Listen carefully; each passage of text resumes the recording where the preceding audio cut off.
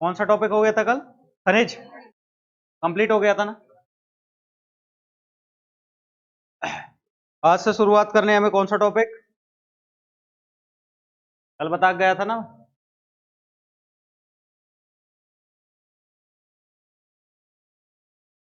उद्योग, औद्योगिक बताया था ना कल। फिर नए टॉपिक की शुरुआत करते हैं आज से। मध्य प्रदेश में उद्योग, ठीक है। इंडस्ट्रियल एरिया जो भी मध्य प्रदेश में विकसित है या जो विकासशील है, उसके बारे में थोड़ी सी चर्चाएं करेंगे, क्योंकि ये टॉपिक काफी बड़ा है और प्रश्न इसमें से एक ना एक कई प्रश्नों में कई एग्जामों में जरूर आते हैं, ठीक है।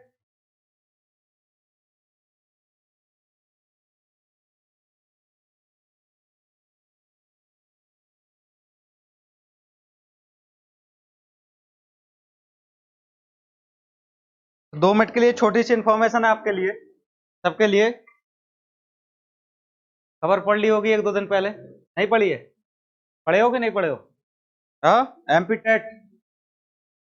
इसी की कमी थी, ये भी आ गया और क्या, ठीक है। तो एमपी टेट अभी आपने रिसेंटली देखा होगा, नोटिफिकेशन जारी हुआ है एमपी टेट का, कुछ चेंजेस के साथ, नेगेटिव मार्किंग के साथ आया है पात्रता परीक्षा। और उसी का BSc institute online plus offline दोनों प्लेटफॉर्म पर नया बैच चालू होने वाला है, कमिंग सून शॉर्टली। अभी डेट डिसाइडेड नहीं है, बट आपको इन्फॉर्म कर दिया जाएगा, ऑनलाइन भी ऑफलाइन भी। जिसमें वर्ग 1 2 3, 4 होता नहीं उसका भी चालू कर देते। वर्ग 1 2 3, MP TET, MP SET, UGC NET, KBS. अब सर ये तो जानते हैं एमपी टेट, ये क्या है ये पता हो सकता है इसको जानते हो, केबीएस को जानते हो? केबीएस क्या होता है? केंद्रीय विद्यालय ठीक है, हाँ ठीक है, जहां तक इसको जानते हो कुल मिला। हो सकता है सर ये टेट भी जानते हैं, केबीएस भी जानते हैं, ये दोनों क्या मिला दिया है इसका पता ही नहीं हमें। सुना है इसके बारे में पहले? यूजीसी नेट के बारे में नहीं सुना? हाँ। अब स्कूलों में जब टीचर होते हैं तो कॉलेजों में गए हो आप सब लोग, इसलिए सब लोग गए हैं, वहां भी तो टीचर होते हैं ना, तो उनको भी क्या वर्ग 1 2 3 से सिलेक्ट करोगे? ठीक है। जो बड़ी बड़ी यूनिवर्सिटियां होती, ठीक है, उनमें जो प्रोफेसर होते हैं या असिस्टेंट प्रोफेसर होते हैं, उसके लिए जरूरी होता है यूजीसी नेट, ठीक है। क्या जरूरी होता है? UGC net. और उसी के साथ साथ ये केंद्रीय जो केंद्रीय विश्वविद्यालय जो सेंट्रल यूनिवर्सिटियां हैं, और अदर देन जो सेंट्रल गवर्नमेंट अपने अंडर में लिए है स्टेट यूनिवर्सिटी, समझ में आ रहा है? उसमें professor assistant professor UGC net plus MP set. MP set क्या होता है? जो स्टेट के कॉलेजेस हैं, गवर्नमेंट कॉलेजेस, समझ में आ रहा है? गवर्नमेंट जो कॉलेज होते हैं उनमें जो असिस्टेंट प्रोफेसर होते हैं वो क्वालिफाई करके आते हैं सेट, समझ में आया? तो ये दोनों, ये सेंट्रल लेवल, ये स्टेट लेवल पे एमपी सेट, और ये टेट और केबीएस टीचर जो स्कूली शिक्षा होती है उसके लिए। तो उच्च शिक्षा के लिए यूजीसी नेट और सेट, ये कवर अप करके इसमें ग्रेजुएशन कंपलसरी होता है और पोस्ट ग्रेजुएशन कंपलसरी होता है, दोनों, समझ में आया? तो इसको भी साथ में लेकर के आपको तैयारी करवाई जाएगी एमपी टेट और केबीएस, समझ में आया? डेट अभी मैंने बताया कोई डिसाइडेड अभी है नहीं, जैसे ही शेड्यूल बनता है, जैसे ही टाइम टेबल आएगा आपको इन्फॉर्म कर देंगे हम, ऑफलाइन भी और ऑनलाइन भी। क्लियर है? आगे बढ़े। जिसकी बीएड डीएड है कंप्लीट, और कंप्लीट के साथ साथ में रनिंग वाले भी, समझ में आया? कंप्लीट के साथ साथ रनिंग वाली, ये मत सोचना अगर किसी के मन में डाउट आ रहा हो कि सर मेरा तो अभी पहला ही साल है, मैं बैठूं कि ना बैठूं, या मुझे लिया जाएगा सिलेक्शन होने के बाद लेंगे कि नहीं, ठीक है। तो बिल्कुल अपने दिमाग में से ये भ्रम निकाल देना, अगर आपकी बीएड डीएड रनिंग भी है, बिल्कुल क्लियरली आप बैठ सकते हो, पेपर में परीक्षा में बैठ सकते हो, समझ में आया? खासकर एमपी टेट में, ठीक है। और बाकी फिर अपना चल ही रहा है पटवारी। चलिए अब बात करते हैं, हमारा जो अगला टॉपिक था, अगला टॉपिक था क्या डिस्कस किया था? मध्य प्रदेश में उद्योग, इंडस्ट्री, ठीक है। क्या डिस्कस किया था कि अगला टॉपिक जो हमारा होगा खनिज के तुरंत बाद हम क्या पढ़ेंगे? उद्योग। अच्छा, आप मुझे ये बताओ, कोई भी, मैं तो देखो डिटेल बता ही दूंगा क्या होता है, बट आप सब लोग अब ऐसे तो हो नहीं कि 8, 10, 12वीं क्लास में हो तो आपको रटा रटाया पढ़ाया जाए। कोई बता सकता है आप में से उद्योग होता क्या है? डेफिनेशन क्या होगी उद्योग की? बंद है माइक।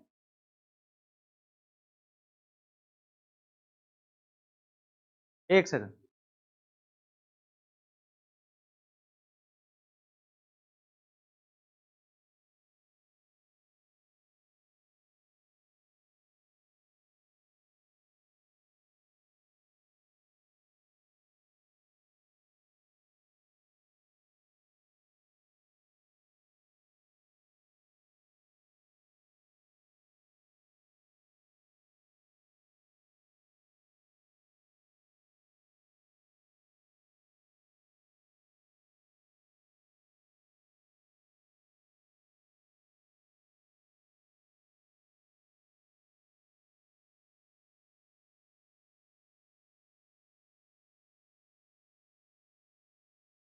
ठीक है, सॉरी फॉर डिस्टरबेंस। शुरू करते हैं फिर से। क्या बता रहा था मैं?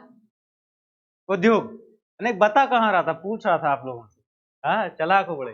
बताओ क्या होता है उद्योग? हाँ बताइए।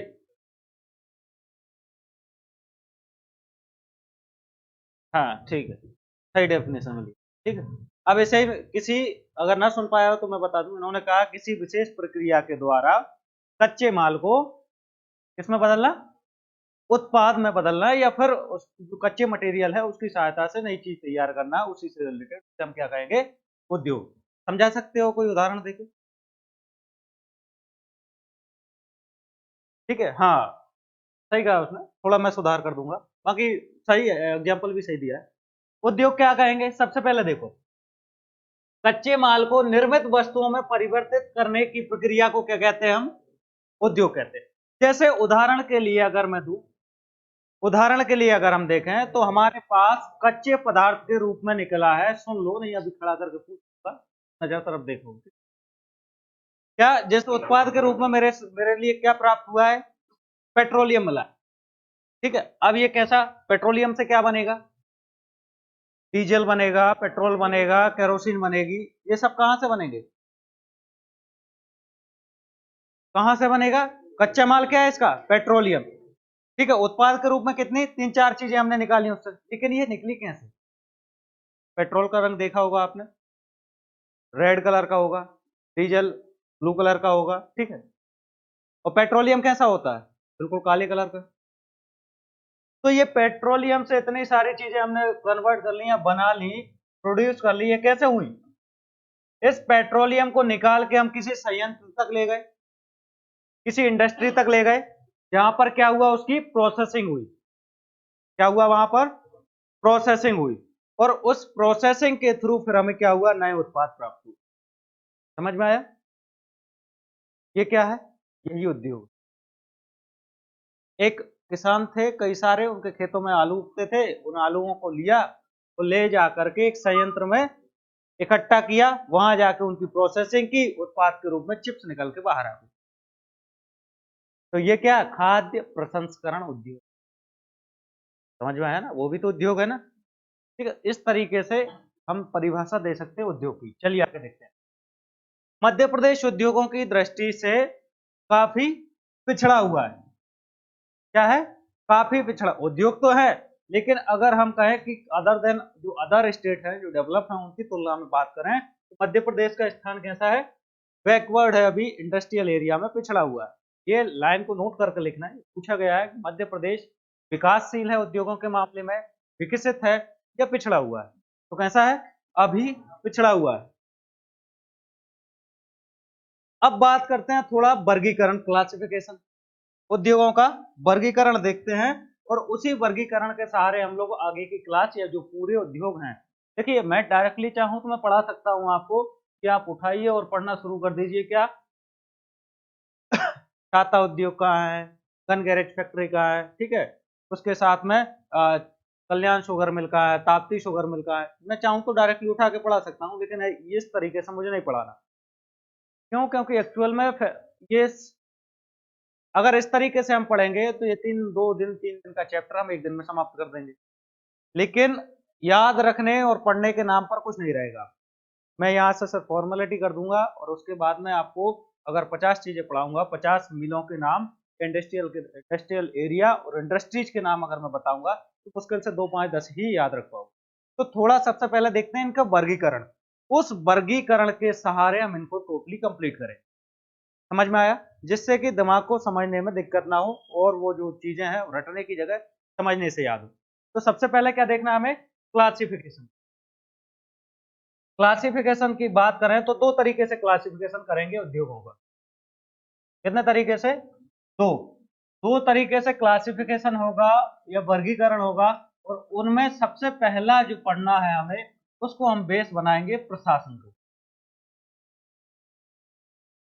या फिर प्रशासनिक ना कह करके इनको ऐसा करते हैं कि 2 तरीके से वर्गीकरण पढ़ेंगे। एक वर्गीकरण होगा कैसा कि भाई उसमें देखेंगे हम उन उद्योगों को जिनमें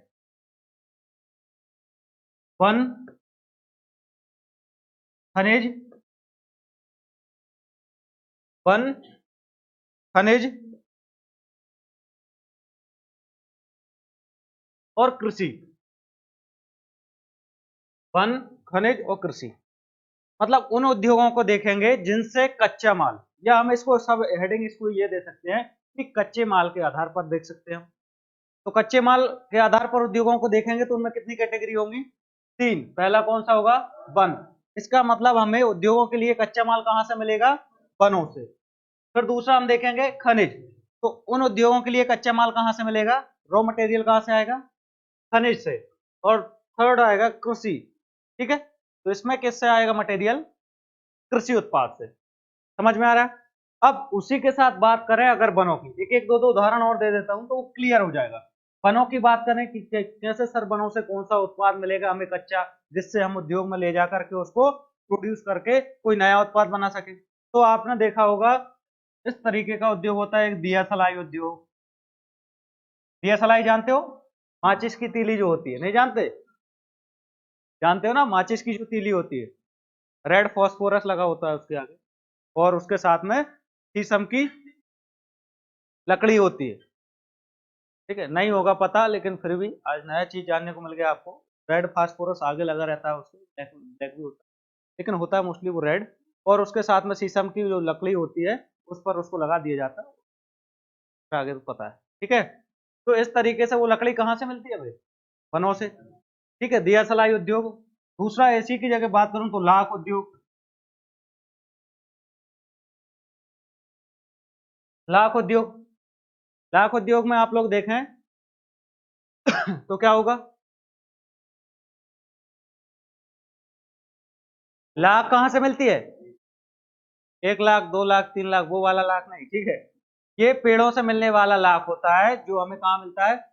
पेड़ों पे, और उनकी गाद के रूप में प्राप्त होता है, जिससे क्या बनाई जाती है? चूड़ियां वगैरह बनाने का काम होता है। ठीक है, या फिर उसको जब गवर्नमेंट द्वारा जो सील पैक जो किया जाता है, दुकानों को सील किया जाता है, तो पूरा करके लाख का तो उस पर लगाया जाता है कपड़े पे। ठीक है, तो इस तरीके से, लेकिन मुख्य रूप से कहाँ उपयोग होता है इसका? चूड़ियां बनाने में। फिर दिया सलाई लाख, और इसके बाद आता है बीड़ी उद्योग। क्या बीड़ी डायरेक्टली मिल जाती है हमें पेड़ों से? नहीं मिलती। क्या होगा उसके लिए? तेंदू पत्ता चाहिए। ठीक है, तेंदू पत्ता के साथ उसमें, हाँ, ठीक है, जर्दा, ठीक है, हाँ, जो भी जर्दा खैनी जो भी है उसके अंदर भरा जाएगा उसके बाद में, लेकिन कच्चा माल कहाँ से मिला? पेड़ों से। तो ये क्या रखेंगे हम इसे, क्या बोलेंगे? वनों पर आधारित उद्योग। दूसरा आता है खनिज उद्योग। दूसरा क्या आता है? खनिज उद्योग। अब इसमें आ जाएगा जैसे हीरा की कारीगरी वाला, हीरा की कारीगरी जो की जाती है, ठीक है, परिष्कृत जिससे किया जाता है हीरा को। क्या हीरा जो आप देखते हैं अलग अलग शेप दिया जाता है उसको, क्या निकलते से ही ऐसा होता है? नहीं होता। हीरा क्या है? एक खनिज है, पढ़ के आए हम पिछले ही चैप्टर में। तो इसको परिष्कृत करने का काम जो होगा, उस जो उद्योग जो इंडस्ट्री होगी उसे क्या कहेंगे हम? हीरा उद्योग इंडस्ट्री, या खनिजों पर आधारित। दूसरा देखें तो सीमेंट उद्योग, दूसरा कौन सा होगा? सीमेंट उद्योग। कल ही मैंने बताया था कि सीमेंट उद्योग में मुख्य कच्चा पदार्थ क्या होता है? चूना। क्या होता है? चूना खनिज है कि नहीं? अरे पिछले ही चैप्टर में पढ़ा है हमने खनिज, तो चूना खनिज है, तो चूना उद्योग भी किसमें, या सीमेंट उद्योग भी किसमें आ जाएगा? खनिजों। अब आता है कृषि। नेक्स्ट क्या होगा हमारा? कृषि। कृषि में अगर हम बात करें तो मुख्य रूप से वो मध्य प्रदेश के संदर्भ में तो चीनी उद्योग। क्या बनाई जाएगी? चीनी, शक्कर वाली चीनी, ठीक है, चाइना वाली चीनी नहीं। और क्या बनाई जाएगी? शक्कर उद्योग या चीनी उद्योग। अब चीनी उद्योग की जो मुख्य रूप से मिलें होंगी, समझ रहे हो ना, मध्य प्रदेश में कौन कौन सी मिलें उनके बारे में देखेंगे, कब उनकी, उनमें से मुख्य जो मिलें थी उनकी स्थापना कब हुई, उसके बारे में चर्चा करेंगे। फिर नेक्स्ट आता है हमारा चीनी उद्योग के बाद में कपड़ा उद्योग। कौन सा आएगा? कपड़ा उद्योग। अब कपड़ा उद्योग में क्या आएगा? सूती कपड़ा उद्योग। समझ में आ रहा है ना, जैसे कि हमारा इंदौर मध्य प्रदेश में सबसे ज्यादा फेमस है कपड़ा उद्योग के लिए। तो इसमें कब इसकी क्या बोलते हैं पहली मिल लगाई गई, किस शहर में सबसे ज्यादा मिल हैं, और कौन कौन सी फेमस मिल हैं कपड़ा उद्योग में, तो इसको भी कहाँ देखेंगे हम? कृषि उद्योगों में। क्यों? कपड़ा उद्योग को कृषि कृषि में क्यों देखोगे? कपड़ा कृषि से मिलता है। क्यों? क्योंकि इसके लिए प्रमुख कच्चा पदार्थ होता है कपास, जो कि खेती के द्वारा हमें प्राप्त होता है, तो इसलिए इसको रखा गया है हमें, कहाँ रखा है इसको? कृषि। ठीक है, इसी के साथ अगला अगर हम बात करें तो नेक्स्ट जो आता है रेशम उद्योग। रेशम उद्योग। अब रेशम की चीजों से या रेशम से जो भी चीजें बनेंगी, ठीक है, उस उद्योग को भी हम क्या, किस कैटेगरी में रखेंगे? किस में रखेंगे? कृषि में। किस उद्योग में रखेंगे? कृषि में। क्यों? क्योंकि रेशम पालन भी एक तरीके की कृषि होती है। रेशम के कीड़े को पाला जाता है पेड़ों पर, और उससे क्या निकालते हैं हम? क्या निकालते हैं हम? क्या निकालते हैं? रेशम। ठीक है, तो रेशम भी निकालने की जो विधि होती है उसे भी रेशम कृषि कहा जाता है, इसलिए इसको हम क्या कहेंगे? रेशम उद्योग को भी कृषि आधारित उद्योग में, एग्रीकल्चर बेस्ड जो इंडस्ट्री है उसमें रखेंगे। एंड लास्ट में आता है तेल, तेल उद्योग, ऑयल इंडस्ट्री। अब थोड़ा यह समझना, इसको मैं चाहूं तो खनिज में भी रख सकता हूं, ठीक है, तेल उद्योग को। क्यों? छोटा सा अंतर है। तेल हम दो चीजों को कहते हैं, जो हमें कच्चा तेल मिलता है ना, पेट्रोलियम डीजल, तो उसको वो प्राप्त होता है हमें कहां से? खनिज के रूप में। जैसे कि भारत ओमान रिफाइनरी, समझ में आ रहा है, बीना रिफाइनरी जिसे हम कहते हैं, सुन रहे हो? तो ये क्या है? ये ऑयल रिफाइनरी है। यहाँ तेल की जरूरत पड़ती है जो जमीन से निकलता है, मतलब खनिज की जरूरत पड़ती है। तो इस तरीके की जो मिलें होंगी, समझ रहे हो, इस तरीके की जो इंडस्ट्री होंगी उन्हें कहाँ रखेंगे हम? खनिज उद्योग में। लेकिन इसी के साथ साथ में मध्य प्रदेश में जैसे मस्टर्ड, जानते हो किसको बोलते हैं? सरसों। ठीक है, जो हमारा मध्य भारत का पठार है, ये सरसों की हांडी कहते हैं, हम पढ़ा चुका हूं मैं। तो यहाँ पर जैसे सरसों का काफी अधिक मात्रा में उत्पादन होता है, तो इस सरसों से क्या होता है? तेल निकाला जाता है। ठीक है, काफी प्रचुर मात्रा में निकाला जाता है, तो वो भी क्या है? एक उद्योग है।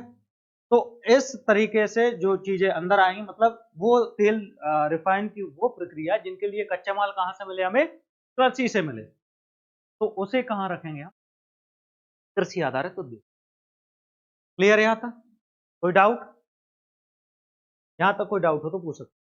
फिर आगे बढ़े। सबसे पहले हमें पता होना चाहिए कि हमें पढ़ना क्या है, ठीक है, और कैसे पढ़ना है।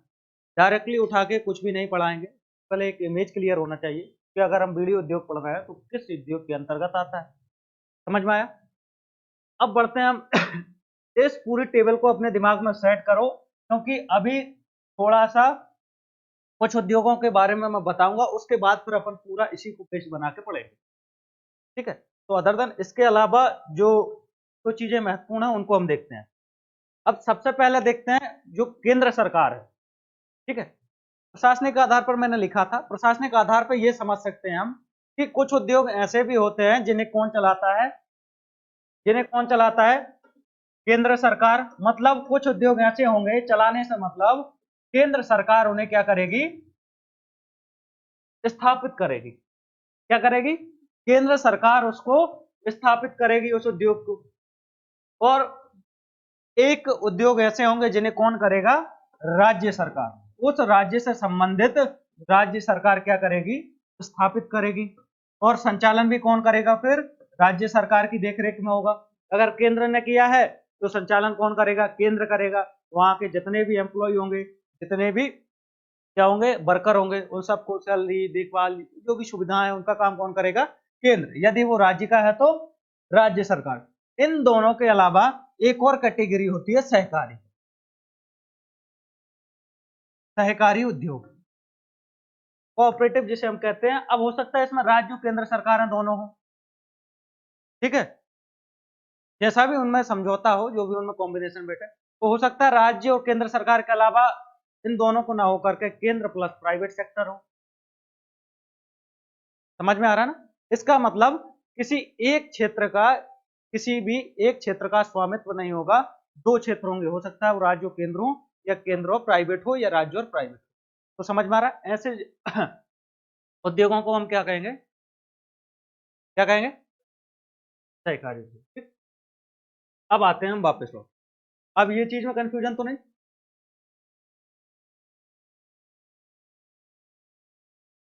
केंद्र और राज्य, अब वो तो केंद्र जाने। अगर केंद्र को लगता है कि अशोकनगर में हमें एक फैक्ट्री लगानी है, तो अशोकनगर मना करेगा कि, अरे अशोकनगर मध्य प्रदेश में आता है, तो मध्य प्रदेश सरकार मना करेगी कि नहीं हम नहीं लगाने देंगे? मना करेगी क्या? अगर उद्योग बड़ा आएगा, बताओ कौन सा राज्य मना करेगा?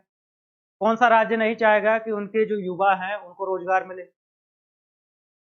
कौन सा राज्य नहीं चाहेगा कि उसके क्षेत्र का विकास हो?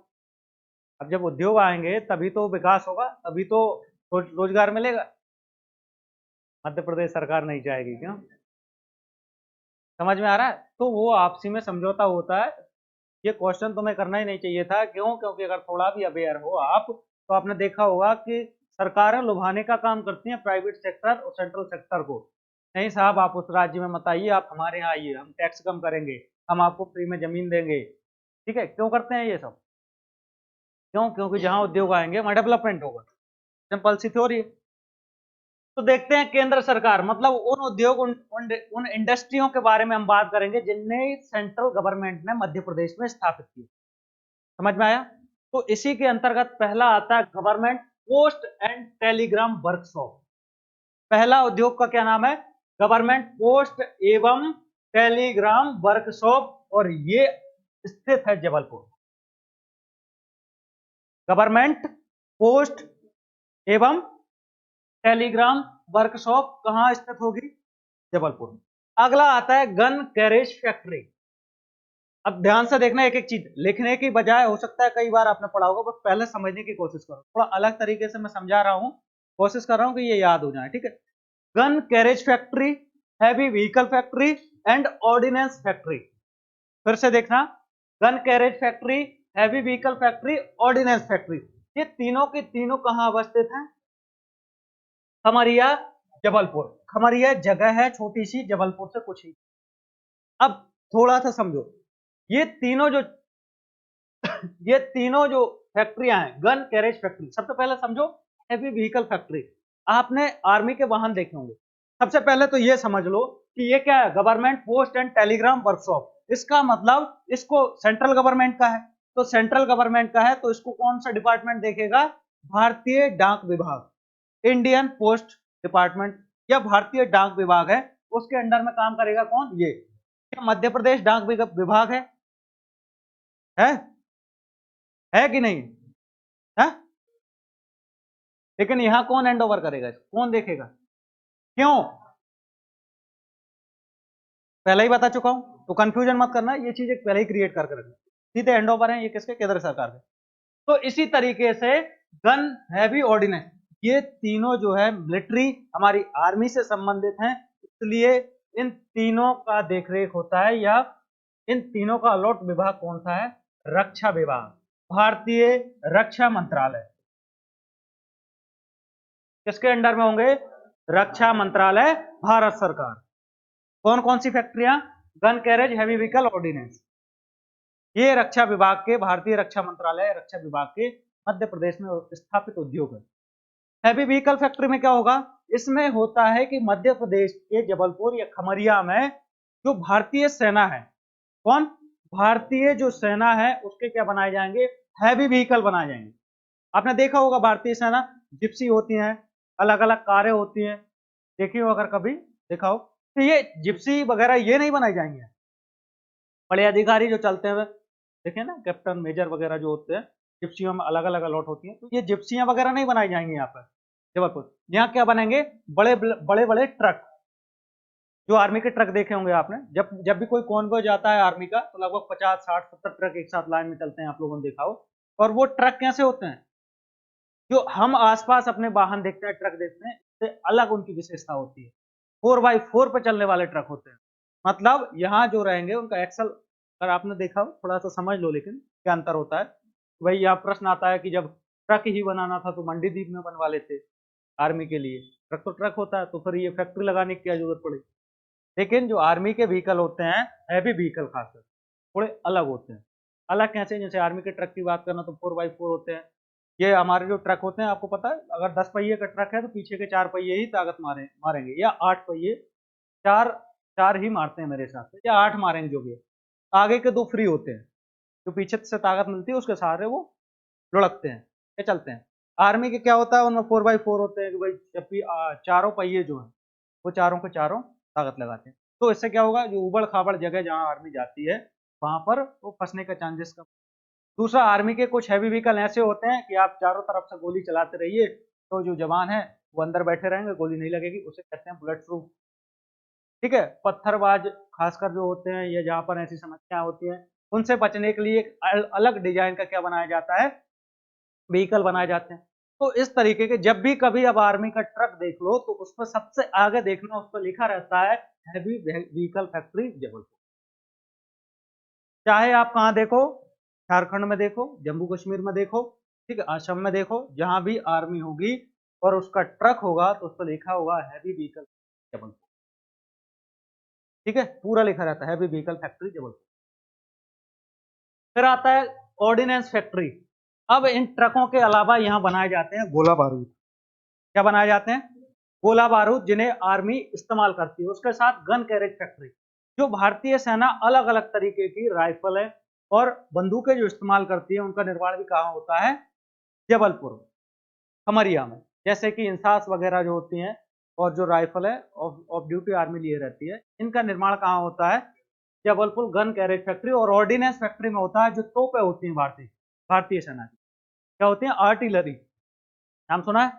आर्टिलरी जो होती है भारतीय सेना की, जो तोप खाना होता है, उन तोपों का निर्माण कहाँ किया जाता है, ठीक है। तो खमरिया जाओ तो थोड़ा देखभाल के जाना कभी भी, ठीक है। कभी कई बार ऐसा हुआ है कि यहाँ पर 4 4 6 6 महीने बाद में आर्मी को या गांव के जो लोकल निवासी थे उसको जिंदा बम मिले हैं। ठीक है, अब जिंदा बम कैसे मिले हैं, कभी ड्रिल चल रही होगी, रेंज से थोड़ा बाहर चला गया, नहीं फटा, पड़ा हुआ है वहां। ठीक है, तो इस तरीके की घटनाएं भी कई बार देखने को मिलती है। अब आता है, ये तीनों किसके अंडर में आएंगे, रक्षा मंत्रालय, भारत सरकार। फिर आता है बैंक नोट प्रेस। फिर क्या आता है, bank note press. Bank note press ये कहाँ है, देवास। ये कहां पर है, देवास। और सिक्योरिटी पेपर मिल ये कहां पर है, होशंगाबाद। ये दोनों आते हैं वित्त मंत्रालय। कौन सा, फाइनेंस मिनिस्ट्री ऑफ इंडिया। और ऊपर वाले कौन से थे, डिफेंस। वित्त मंत्रालय फाइनेंस डिपार्टमेंट के अंतर्गत अंतर्गत ये आते हैं, कौन सा, बैंक नोट प्रेस। ये कहां पर अवस्थित है, देवास में। 5 रुपए से अधिक के नोट जो होते हैं वो कहां बनाए जाते हैं, देवास में। फिर आता है सिक्योरिटी पेपर मिल। सिक्योरिटी पेपर मिल जो स्टाम्प वगैरह आप लोग देखते हैं, इनको बनाने का काम कहां होता है, होशंगाबाद। समझ में आया, क्लियर, याद हुए कि नहीं। देखो हमने इनको भी डिपार्टमेंट में तोड़ के याद किया तो हमें आसानी हुई। समझ में आया। सबसे पहले क्या देखा, government post and Telegram workshop, ये कहां पर होगा। उसके बाद में रक्षा मंत्रालय, कितने उद्योग हैं, कौन कौन से, हैवी व्हीकल, ऑर्डिनेंस फैक्ट्री, तीनों कहां है, तीनों कहां, खमरिया। याद रखना, पहले खमरिया उसके बाद जबलपुर, याद रखना। किसके अंतर्गत होंगे, क्या होगा, तीनों में क्या बनेगा, artillery plus gun plus army heavy vehicle. समझ में आ गया, समझ में आ गया। जानते हो आर्मी को, तो जानते हो क्या होती है सेना, रक्षा करती है। तो रक्षा तो हमारी सीआरपीएफ बीएसएफ भी करती है, वो भी सेना है, वो भी सेना है, आर्मी है, part of army, not a part of army, wrong mister.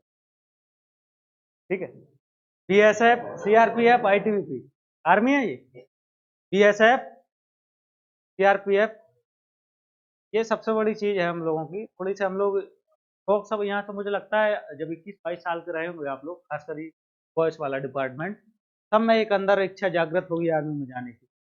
हाँ, गिने चुने होंगे अपवाद जिनमें नहीं होगी, 85 to 90% तो एक उस उम्र में आती है देश की रक्षा के लिए, जब वो वर्दी देख के फीलिंग कि हाँ जाना चाहिए। लेकिन हमें पता ही नहीं होता कि हमारी सेना क्या है, हमारी पैरामिलिट्री क्या है, मिलिट्री क्या है। ठीक है, तभी तो कह रहे हो कि बीएसएफ भी सेना है, सीआरपीएफ भी सेना। डिस्कस करेंगे कभी, अच्छा पार्ट, क्योंकि हम लोग नॉर्मली हमारे यहाँ बीएसएफ सीआरपीएफ को भी सेना माना है। ठीक है, हो सकता है 5 मिनट इसको देकर आपको अलग से इसको एक न्यूज दे देंगे, ठीक है, अलग से, लेकिन अभी टॉपिक को नहीं छोड़ते हैं। नेक्स्ट आता है एल्कलाइड फैक्ट्री। एल्कलाइड फैक्ट्री ये कहां होगी, नीमच। एल्कलाइड फैक्ट्री कहां पर होगी, नीमच। क्या बनेगा यहां, एल्कोहल। ठीक है, ये शब्द आप लोगों के लिए होमवर्क में देता हूं, अल्कलाइड, थोड़ा सर्च करके आना इसके बारे में। इसका नीमच का बड़ा घनिष्ठ संबंध है, नीमच और मंदसौर और अल्कलाइड का। ठीक, अब आप लोग देख के आना थोड़ा गूगल पे। रेलवे कोच फैक्ट्री कहां पर है, रेल के जो डब्बे होते हैं ना, रेल के जो डब्बे होते हैं कोच, वो कहां बनाए जाते हैं, भोपाल में। Diesel engine factory Indore, diesel engine factory Indore, और रेलवे स्लीपर कारखाना बुधनी सीओ। थोड़ा ध्यान रखना, रेलवे डिपार्टमेंट के अंतर्गत आते हैं ये। हमको फिर से ध्यान रखना, रेल के जो कोच होंगे, जो डब्बे होंगे, वो कहां बनेंगे, भोपाल निशातपुरा, कहां बनेंगे, भोपाल। ठीक है, तो एक ट्रेन है उसके डब्बे कहां बने, भोपाल। अब उसके स्लीपर जो होते हैं, देखे होंगे आपने कोचों में जो लगे रहते हैं, वो स्लीपर कहां बनते हैं हमारे, बुधनी में, बुधनी, जो कि सीहोर में स्थित। ठीक है, नेक्स्ट आता है, हाँ मामा का घर, डीजल इंजन फैक्ट्री, ये कहां है, इंदौर। नदर्न कोल फैक्ट्री, ठीक है, नदर्न कोल फैक्ट्री ये कहां पर है, सिंगरौली। कोल फैक्ट्री, खनिज विभाग भारत सरकार का होता है। कोल फैक्ट्री का काम क्या होगा, कोयला निकालने का, तो हमने कल ही पढ़ा था कि नहीं, सिंगरौली शहडोल, ये जो पूर्वी वाला एरिया है यहाँ पर कोयला क्षेत्र है। तो जो सिंगरौली में, अब हमने कल देखा था कि सिंगरौली विश्व की दूसरी सबसे मोटी परत कोयले की, तो यहां से कोयला को निकालने का काम कौन करता है, तो नॉर्दर्न कोल फैक्ट्री या नदर्न कोल फैक्ट्री। ठीक है, Bailadila iron factory, Bailadila iron factory, Bailadila iron factory कहां पर स्थित है, जबलपुर। एससीएल, या फिर एससीएल ना करके, हाँ एससीएल मैंने इसलिए लिखा था, इसका फुल फॉर्म होता है हिंदुस्तान कॉपर लिमिटेड। ठीक है, और यहाँ कॉपर प्रोजेक्ट लिखा है, जैसे भी आपको याद रखना। तो अगली कौन सी अपनी, Hindustan copper project, Hindustan copper limited. मतलब अब कल की क्लास पे फिर वापस जाते हैं, इसलिए मैं उद्योग और खनिज एक साथ पढ़ा रहा हूँ, उद्योग से पहले खनिज पढ़ाएं। अब मुझे ये बताओ कि कॉपर के लिए कौन सी जगह फेमस है, बालाघाट, और जिसके अंतर्गत आता है मलाजखंड। क्यों फेमस है, क्योंकि वहां से कॉपर निकाला जाता है। अब ये कॉपर अपने आप निकलता है क्या, कि उठाओ उठा लो भर के आ जाओ कॉपर ले आए, ऐसा होता है क्या, नहीं होता। इसके लिए भी एक उद्योग, एक इंडस्ट्री लगाने की जरूरत पड़ती है, और इसको निकालने का काम कौन करता है, हिंदुस्तान कॉपर लिमिटेड। ठीक है, Malajkhand Balaghat. Soybean solvent plant, soybean के सॉल्वेंट का जो काम होता है वो कहाँ होता है, उज्जैन में, क्योंकि हम लोग देखते हैं मालवा फेमस है किसके लिए, सोयाबीन के लिए। न्यू भोपाल टेक्सटाइल मिल, न्यू भोपाल टेक्सटाइल मिल, कहाँ होगी? भोपाल, नाम में ही शब्द जुड़ा है। समझ में आया? New Bhopal textile mill, textile mill Bhopal and Heera mill कहां पर है? उज्जैन में। हीरा मिल कहां, इनके नाम ही याद रखना है आपको और लोकेशन। स्वदेशी कॉटन मिल, स्वदेशी कॉटन मिल ये कहां होगी? इंदौर में। नोट डाउन कर लो उसको।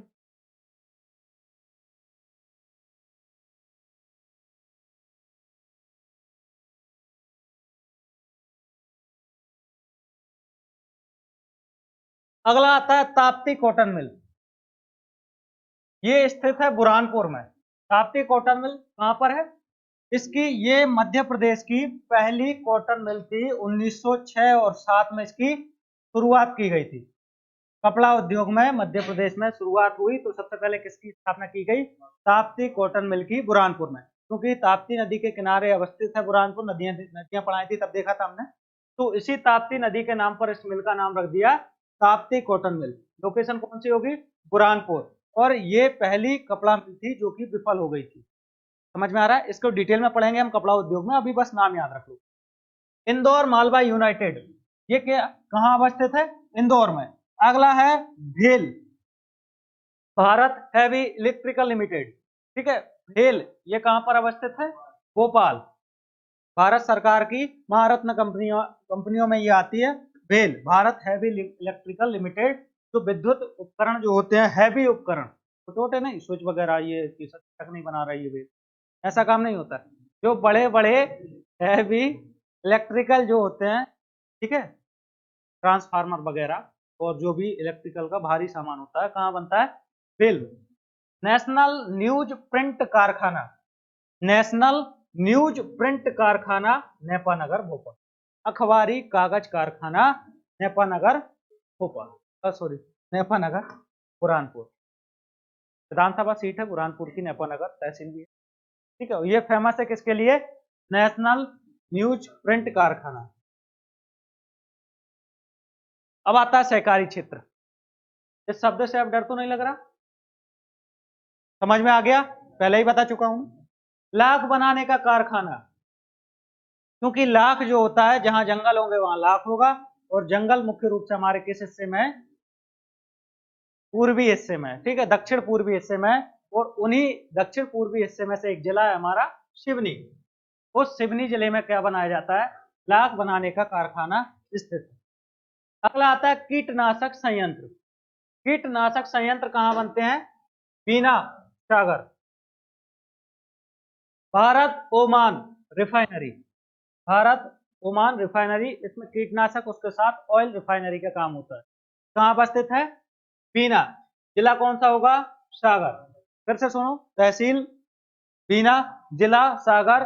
और एक बार एमपीपीएससी में ये गांव भी पूछा है, तो आगासोर। कौन सा गांव होगा? आगासोर। फल संवर्धन इकाई, फलों को कैसे संवर्धित करके रखा जाए, कैसे उनको ज्यादा से ज्यादा दिनों तक साफ सुथरा शुद्ध रखा जाए, ये इकाई यूनिट कहां पर है? भोपाल में। पोषण आहार संयंत्र, जिला धार। जेम एंड, ये जेली नहीं है, जेम एंड ज्वेलरी निर्माण फैक्ट्री। एक मिनट एक मिनट, वो इंदौर में, हाँ जेम एंड जेली होगा। जेम एंड ज्वेलरी वो इंदौर में है और जेम एंड जेली भोपाल में, सही है। ठीक। यंत्रीकरण कृषि प्रक्षेत्र बाबई, होशंगाबाद। इनके सब नाम याद रखना है आपको, ठीक है, और उसके साथ लोकेशन।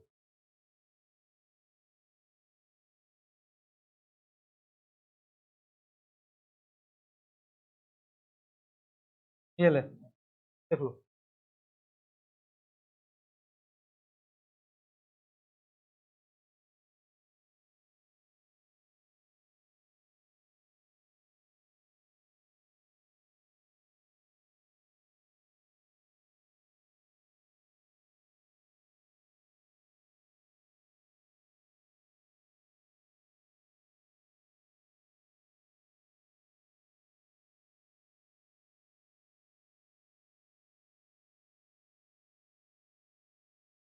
देख लिया?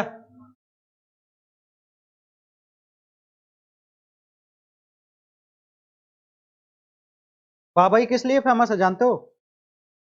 एक व्यक्तित्व का जन्म हुआ था यहाँ पर जो काफी प्रसिद्ध है। क्या नाम था उनका? माखन लाल चतुर्वेदी। कहाँ जन्म हुआ था? बाबई होशंगाबाद। अशोकनगर में किसका जन्म हुआ था?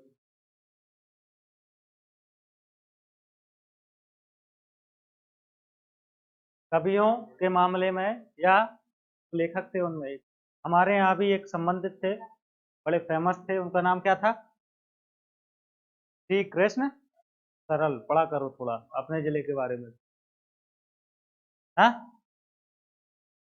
उसके साथ साथ में एक और थे, अशोकनगर जिले से संबंधित थे, काफी फेमस पत्रकार थे, गणेश शंकर विद्यार्थी।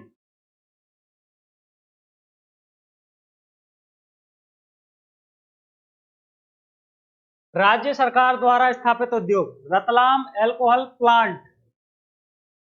ठीक है, रतलाम एल्कोहल प्लांट, स्थापना 1963। लोकेशन नाम ही जुड़ा है तो लोकेशन याद रखने की जरूरत नहीं। क्या बनाया जाएगा यहाँ पर? शीतल दिव्य पेय पदार्थ। ठीक है, अरे हाँ, एल्कोहल बनाई जाएगी। कहां पर? रतलाम में। ग्वालियर लेदर फैक्ट्री कब स्थापना हुई? 1958।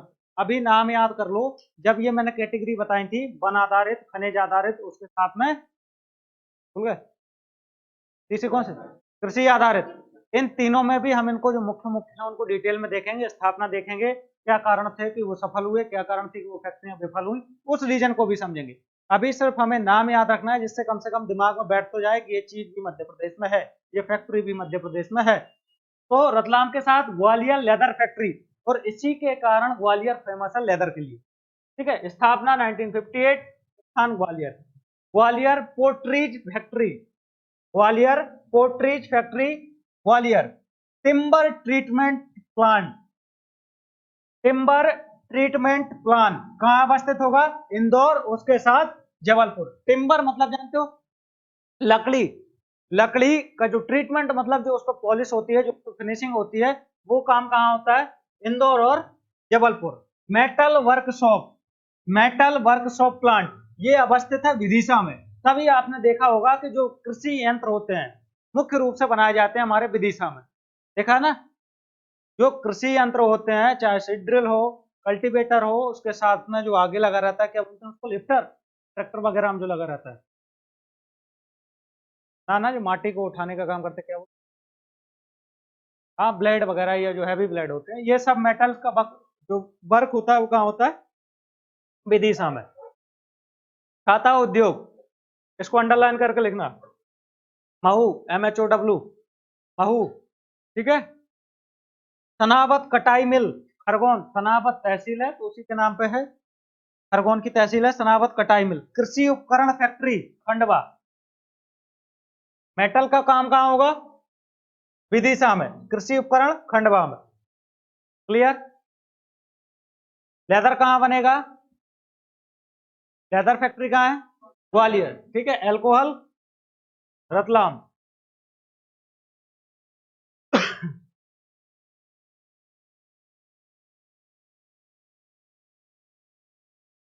ये आ गए आपके अब डिटेल वाले जो मैं, अच्छा ये नहीं रहे, मुर्गी पालन देखे हैं ना? नहीं देखा?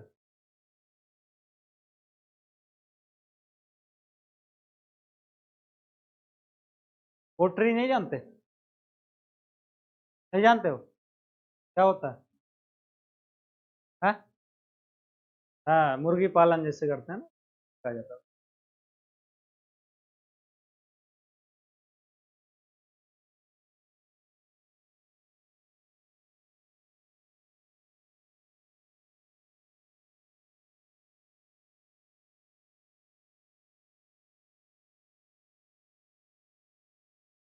क्लियर? थोड़ा सा 2 मिनट के लिए रिवीजन करते हैं, जो मुख्य मुख्य रूप से हमने पढ़ा है उसमें। सबसे पहले आपने क्या देखे?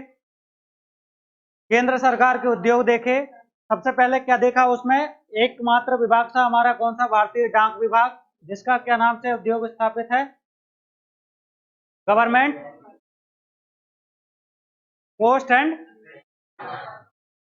टेलीग्राम वर्कशॉप, ये कहां पर? जबलपुर। फिर रक्षा मंत्रालय के तीन उद्योग कौन कौन से? ठीक है, gun carriage, heavy vehicle, ordnance. ठीक है, ये तीनों कहां? खमरिया और जबलपुर। उसके बाद फिर हमने एक और डिपार्टमेंट देखा, कौन सा? वित्त। ठीक है, फाइनेंस मिनिस्ट्री का देखे तो दो देखने को मिले। पहला कौन सा? बैंक नोट प्रेस देवास, और दूसरा सिक्योरिटी पेपर मिल होशंगाबाद। ठीक है, ये मुख्य रूप से। फिर अगला हमने क्या देखा उसमें? एल्कलाइड फैक्ट्री, इसको अंडरलाइन करना है, ये कहां पर है? नीमच। ठीक है, अब इसके साथ कल की क्लास में हम लोग पढ़ेंगे क्या, जो अभी मैंने सबसे आते समय पहले ही बताया था, जो तीन प्रमुख कैटेगरी, कौन कौन सी? वन, खनिज और कृषि। वन, खनिज और कृषि, इन तीनों पर आधारित जो मुख्य रूप से उद्योग होंगे उनको देखेंगे। उनमें जो मुख्य उद्योग होंगे उनकी स्थापना वर्ष, उनका कार्य, लोकेशन, अगर वो सफल हुए तो क्यों, ठीक है, अगर असफल हुए तो क्यों। इस तरीके से भी प्रश्न पूछे जाते हैं। ठीक है, जो कि हम देखेंगे कल की क्लास में।